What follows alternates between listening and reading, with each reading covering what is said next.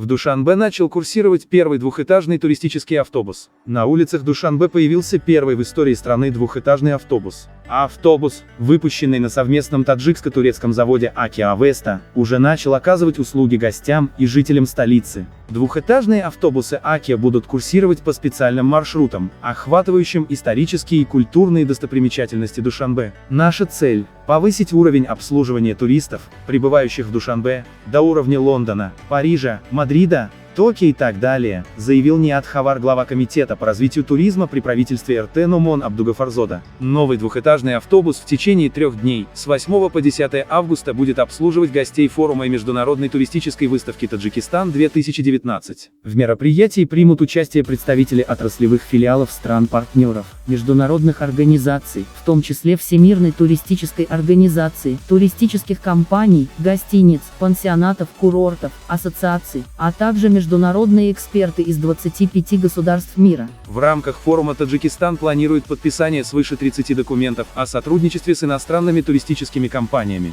Форум и международную туристическую выставку Таджикистан-2019 посетят свыше 400 человек. Сегодня участники фестиваля отправляются по 3 направлениям – Варзок, Нурек и Гисар. А двухэтажный автобус остается в Душанбе. Он будет возить гостей в парк Куруши-Кабир, где вечером состоится церемония открытия форума и выставки.